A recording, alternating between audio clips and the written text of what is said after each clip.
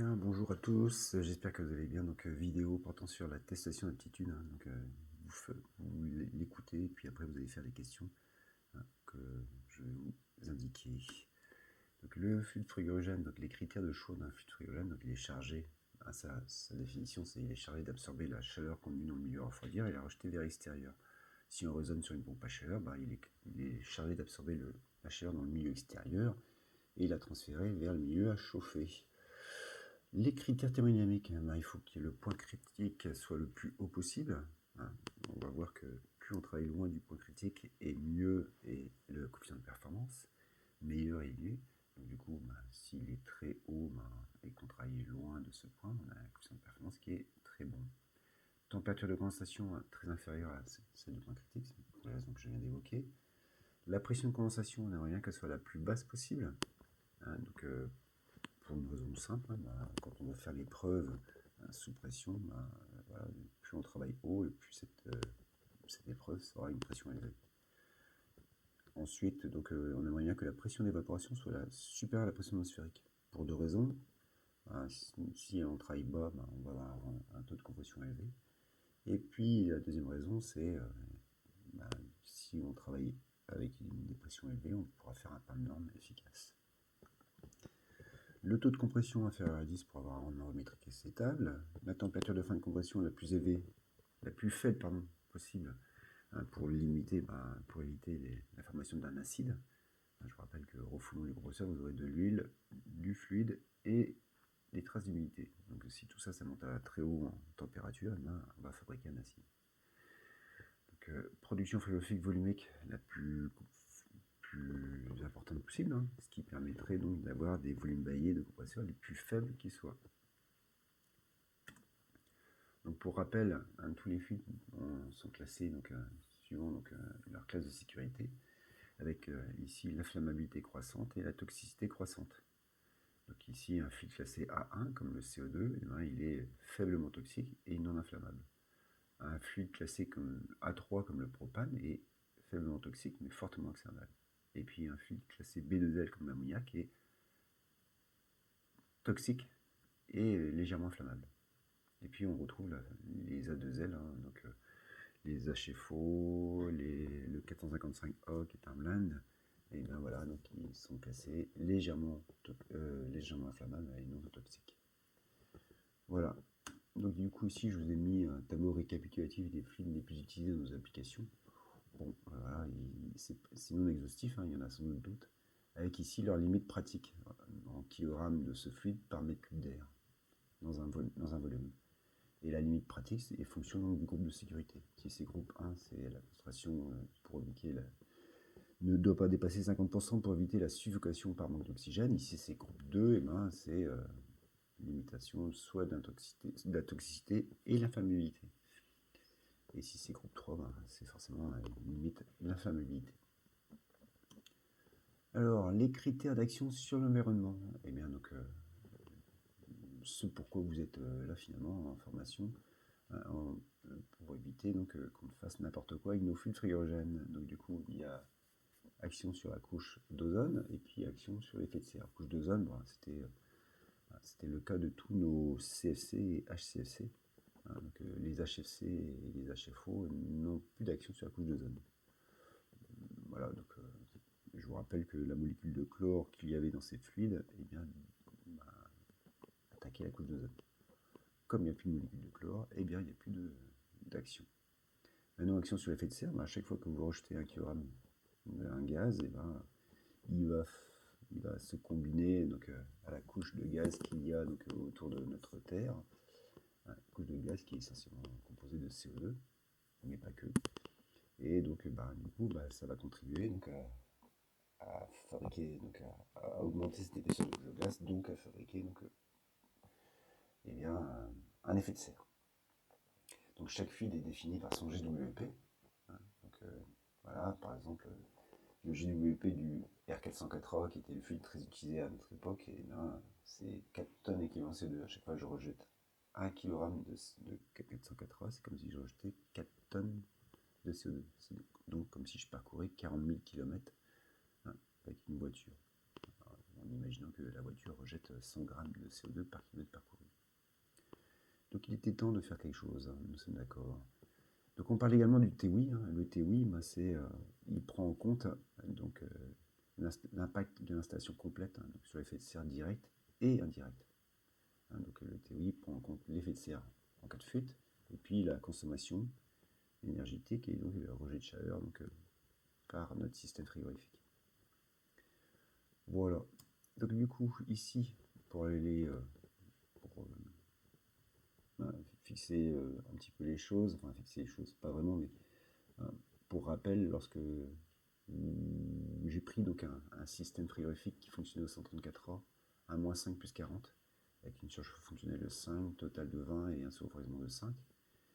Et donc ici, pour tracer ce cycle, j'ai dû donc aller mesurer ma surchauffe fonctionnelle. Comment j'ai fait? J'ai pris mon delta T entre l'entrée et la sortie de mon évapo. Et comme je suis sur un fluide pur, la surchauffe fonctionnelle correspond bien à cet écart de température. Pour pouvoir donc déterminer ma température de fin de compression, j'ai pris mon delta T refoulement premier tiers du condenseur. Et donc du coup ici, ça me donne ici ce delta T, donc mon point de refoulement. Et pour déterminer mon liquide à l'entrée de mon détendeur, il a fallu que je prenne mon refroidissement, dernier tiers du condenseur, sortie condenseur. Et je le retrouve ici. Et donc du coup, ça me donne ce tracé. Voilà, ici, rien à dire, hein, rien de particulier. Maintenant, si je prends la même installation, mais avec un fluide à glissement, donc pour le coup, j'ai pris du 407C, à -5 plus 40 pression de vapeur, du fait du glissement du fluide frigorigène, si on commence à 40 degrés en pression de vapeur, on finit à 35 degrés. Donc fin de condensation.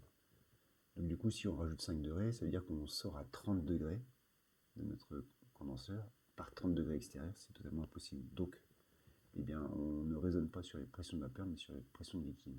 Et du coup, ici, on aurait dû avoir notre isobar ici passant par le point de liquide.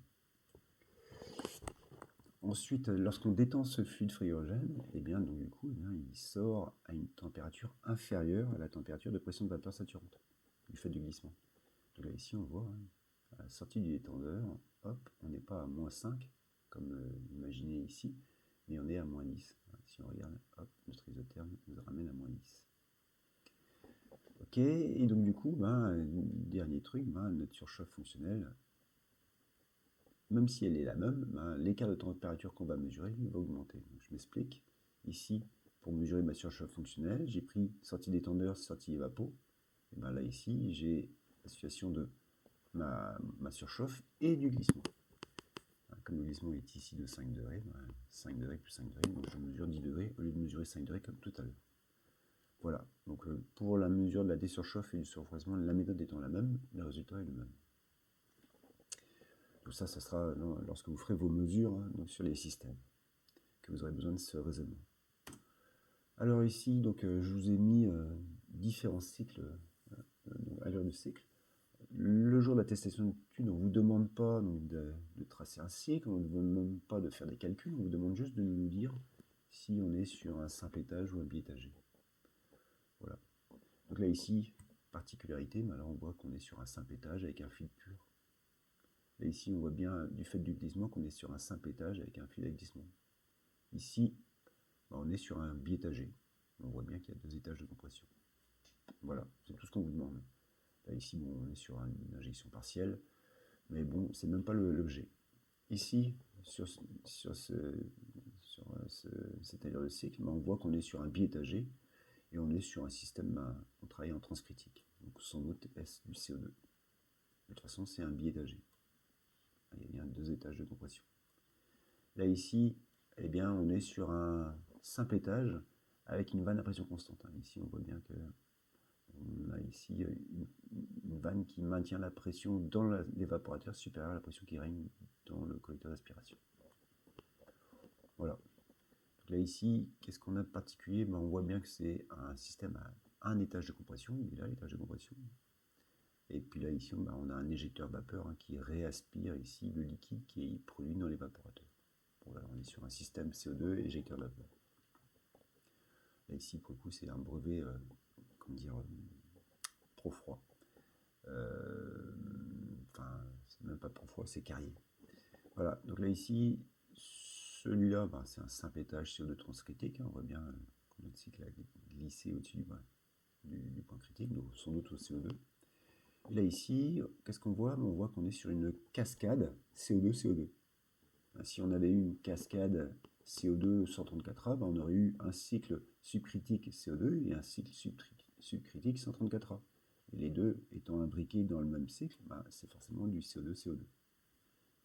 Bon là ici, particularité, nous on a ça au lycée hein, dans les systèmes de Sanden-Mendo. Voilà.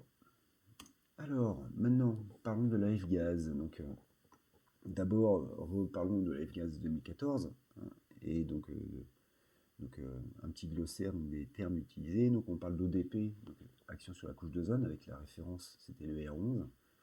Et puis, tous les CFC et HCFC dont l'ODP était non nul. JWP, donc Global Warming Potentiel, donc, avec celui du 404A, quasiment 4 tonnes équivalent CO2. Le TOI dont je vous ai parlé tout à l'heure, donc ici vous avez la formule du TOI, qu'on voit ici, le GWP multiplié par L, c'est les émissions annuelles multipliées par N, le nombre d'années. Voilà, ici ce sont des fuites. Hein. Là ici, GWP multiplié par M multiplié par A-C, donc ça c'est lorsqu'on le démantèle. Et puis là ici, N fois E fois bêta, là, eh bien c'est la consommation annuelle de votre machine multipliée par le nombre d'années de fonctionnement. Voilà. Et donc du coup ici, bêta étant le coefficient d'émission de CO2 de votre machine. Compte tenu des émissions de CO2 donc par kilogramme et par kilowattheure électrique consommé. Le phase down, donc ici l'objectif du phase down, eh bien, c'est que le GWP moyen du parc mondial soit inférieur ou égal à 400. Et on aimerait bien qu'il y ait un respect de l'accord de Paris, c'est-à-dire un échauffement de moins de 2 degrés par rapport à l'ère pré-industrielle. Du coup, ici, en 2014, avait été défini dans la F-gaz 2 eh bien, un phase down. Et donc, du coup, on mettait en 2015 100% des masses vendues entre 2009 et 2015. Puis, année après année, on diminuait ici les masses par rapport à l'année de référence qui était 2015. Avec donc ici une échéance en 2030, 21% des masses mises sur le marché en 2015 disponibles. On va voir que finalement ce phase down a été revu et donc voilà, ça va être plus que ça. Alors toujours donc les obligations donc dans la 2014, toute entreprise devait être titulaire d'une attestation de capacité. Et donc, dans les conditions pour avoir l'attestation de capacité, il fallait que ces techniciens, cette entreprise, aient l'attestation d'aptitude. Et donc, l'attestation d'aptitude, elle portait sur la catégorie 1, 2, 3 et 4. Donc, contre la catégorie 1, vous avez le droit de tout faire sur toute installation, quelle que soit la masse. Donc, dans laquelle il y avait un HFC. Catégorie 2, c'était la même chose, mais pour des installations de moins de 2 kg. Catégorie 3, c'était la récupération d'installations de moins de 2 kg. Et puis catégorie 4, c'est le contrôle d'étanchéité sans intervention sur le système frigorifique. Donc voilà. Donc ici, typiquement, catégorie 1, c'est le frigoriste. Catégorie 2, on va dire, ce sont les gens de la pompe à chaleur. Catégorie 3, c'est les casseurs de frigo ménager. Et catégorie 4, c'est service d'entretien d'une entreprise agroalimentaire, où ils font des mesures de pression-température sans monter des manos sur l'installation. Alors donc du coup, la 2014, je vous rappelle que vous deviez faire un contrôle d'étanchéité et donc tout a été défini par ici.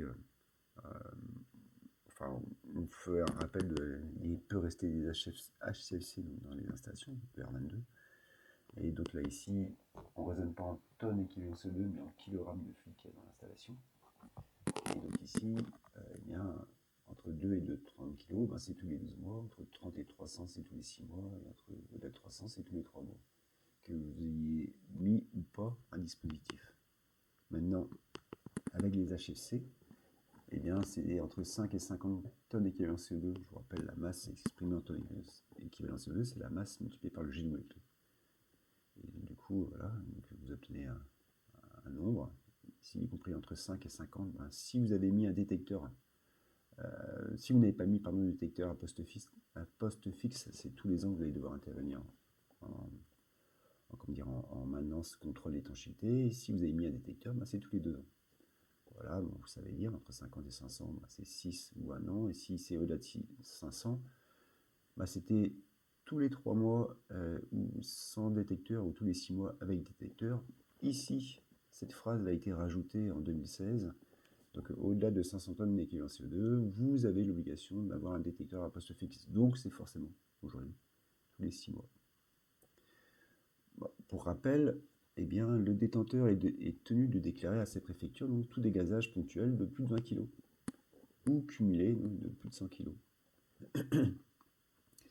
Et donc les détecteurs utilisés, les détecteurs utilisés doivent avoir une sensibilité d'au moins 5 grammes par an. Donc pour les détecteurs à poste, détecteurs mobiles, et poste fixe, c'est 10 grammes par an, 10 ppm. Voilà. Le détecteur en l'occurrence, eh bien ici, excusez-moi, sa position donc, de ce détecteur, c'est à 20 cm du sol pour les HFC et les HFO qui sont plus lourds que l'air, idem pour le CO2, puis pour l'ammoniac qui est plus léger que l'air, ça sera à 20 cm du plafond. Voilà. Alors, toujours dans l'FGAS 2014, mais qui n'a pas changé dans la 2024. Quand vous faites une détection de fuite, vous venez à poser, s'il n'y a pas de fuite, vous venez à poser ici une étiquette. Alors ici, elles sont totalement obsolètes, puisque c'est pas l'année l'année ni le mois de votre intervention passée, mais c'est l'année et le mois de votre intervention future. Alors on est sur des étiquettes qui seraient au moins 2026. Je devrais vous présenter des étiquettes de 2026 et année suivante. Ok, donc là, du coup, ici, vous venez tout simplement mettre votre numéro d'attestation de capacité d'entreprise et puis vous prenez l'étiquette de l'année à venir, prochaine intervention en contrôle d'étanchéité avec le mois que vous venez cocher. Donc s'il y a une fuite, vous devez donc ici apposer une étiquette sur l'équipement, idéalement au plus près de la fuite, mais une étiquette qui doit être visible, et donc du coup avec le numéro d'attestation de capacité de votre entreprise. Alors, donc, quelles étaient les obligations en 2014? Donc, si une fuite est détectée, vous avez un délai maximal de 4 jours ouvrés. Aujourd'hui, dans la nouvelle FGAS, c'est dans les meilleurs délais. Donc, ils ont supprimé les 4 jours ouvrés. Donc, je pense que c'est à minima donc, la même chose. Et puis, du coup, maintenant, c'est dans les meilleurs délais. La fuite est réparée, l'opérateur a 1 mois pour revenir et vérifier que l'installation est étanche. C'est toujours vrai, au détail près qu'ils ont rajouté, pour la 2024, ils ont rajouté donc, que ça doit se faire à minima le lendemain. Vous ne pouvez pas faire votre contrôle d'étanchéité le jour même de votre réparation. Vous revenez le lendemain et dans le mois qui suit. L'opérateur doit renseigner le registre, et le registre a conservé 5 ans, ça c'est toujours vrai. Et puis en cas de recharge de plus de 20 kg en une seule opération ou 100 kg cumulés, c'est toujours vrai. Il y a donc une déclaration à remplir et envoyer à sa préfecture. Alors les sanctions pénales, donc celles de 2014, mais en fait ça n'a pas changé. Amende de classe 3 pour 450 € par infraction et multiplié par 5 pour les personnes morales.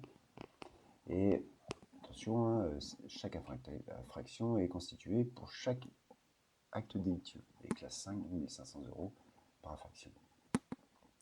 Donc est puni de l'amende prévue par la classe 3, si vous ne faites pas une fiche d'intervention, si vous ne faites pas, si vous achetez du filtre jeune sans attestation de capacité, si vous ne respectez pas les obligations de comptabilité, pour ici, ça paraît quasi impossible. Hein. Donc si vous êtes sérieux, d'acheter du fluide sans attestation de capacité et de ne pas respecter les obligations de comptabilité des mouvements de fluide. Nous, au lycée, c'est totalement impossible. Notre fournisseur nous demande ce tableau récapitulatif tous les ans. Donc si on ne l'a pas, du coup, il ne nous donne plus de fluide frigorigène. Le détenteur d'équipement, eh bien, il fait intervenir une entreprise qui n'a pas d'attestation de capacité, c'est voilà, sa responsabilité. Alors, et puis, amende de classe 5, pour un opérateur dégazé volontairement, recharger une installation dont la fuite est identifiée mais qu'il n'a pas le temps de réparer. Conservation donc, de bouteilles de récupération sans remise en retraitement des déchets. Sous-entendu, il va pouvoir réutiliser ce fluide chez un autre client.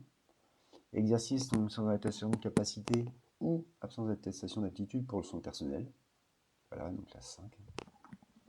Et pour les détenteurs, absence de contrôle d'étanchéité, non-réparation de fuite, dégazage volontaire et puis non-déclaration préfectorale des fuites de 20 kg.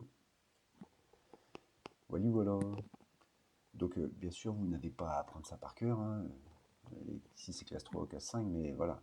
Ça ici, ça par contre, vous devez savoir. Alors donc du coup, la nouvelle F-Gaz, donc la 2024, donc c'est la F-Gaz 3. Donc bon, je vous ai mis un résumé que j'ai récupéré sur un document de la FCE. Bon voilà, donc ici, ce nouveau règlement renforce les dispositifs existants. Donc en fait, tout ce dont je viens de vous dire est toujours vrai et renforcé.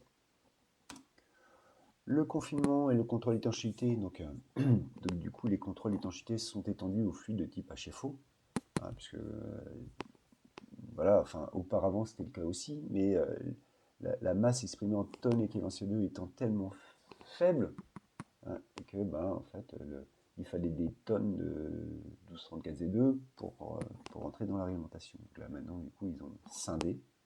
Les HFC, eh bien, et mélange blend, donc c'est exprimé en tonnes équivalent CO2. Et les HFO, eh bien, c'est exprimé en kilogrammes de fluide. Donc là ici, pour un R455A, eh bien, sa masse comprise entre 5 tonnes équivalent CO2 et 50 tonnes équivalent CO2, s'il n'y a pas de détecteur de fuite, vous devrez faire un contrôle tous les 12 mois. Et tous les 24 mois s'il y a un détecteur. Voilà, et puis donc on revient à ce que je disais tout à l'heure. Hein. Au-delà de 500 tonnes équivalent CO2, eh bien c'est tous les 6 mois parce que vous avez l'obligation d'avoir un détecteur de fuite à poste fixe. Voilà. Donc pour les HFO, maintenant, c'est en kilogrammes équivalent CO2. Voilà. Donc du coup, ici ce que je disais tout à l'heure, hein, après réparation d'une fuite, l'étanchéité doit être à nouveau contrôlée au plus tôt 24 heures de fonctionnement, donc après 24 heures de fonctionnement et au plus tard, donc un mois après la réparation. Voilà, donc du coup, le registre de l'équipement doit être tenu, et donc du coup, les nouvelles dispositions de contrôle d'étanchéité rentrent en vigueur sans délai. Alors ici, je vous ai mis donc quelques obligations, interdictions, tirées de la F-Gaz 3.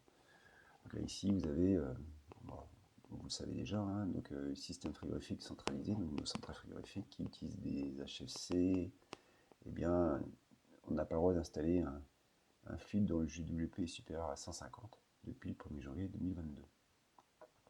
Alors ici, il y a bien sûr une capacité, donc 40 kW en condition. Ici, je vous ai mis des chillers, hein, donc voilà, on voit que finalement, à partir du 1er janvier 2032, on aura donc des contraintes. Voilà. Et pour finir, donc, le phase down. Donc, pour rappel, ça c'était voici le phase down qu'il y avait qui avait été défini donc, dans la F-Gaz 2014. Et dans la 2024, F-Gaz 3, on voit que on est beaucoup plus contraignant parce qu'en 2030, là où on devait avoir 30% donc des des masses mises sur le marché en 2015, ben, on tombe à 10%, pour ici finalement avoir du 0% donc en 2050. Donc, imaginez donc un système utilisant un HFC, c'est pas forcément une très bonne idée. Et donc du coup, à noter que ici, ce phase 1 ne concerne pas les HFO. Et pour finir, donc ici, ce phase down, donc exprimé donc en année après année avec donc, les masses, hein, donc exprimées en tonnes équivalent CO2 mis sur le marché. Donc là, on voit que en 2050, il y aura 0 kg, donc 0 tonnes équivalent CO2 de ces fluides. Voilà, donc maintenant que j'ai fini la présentation, vous pouvez la regarder autant de fois que vous voulez. Et puis donc je vous invite à aller donc sur Frigology, hein, donc dans le attestation d'aptitude, hein, et puis faire la catégorie 4, hein, pour voir où vous en êtes au niveau de la réglementation. Bonne fin de journée.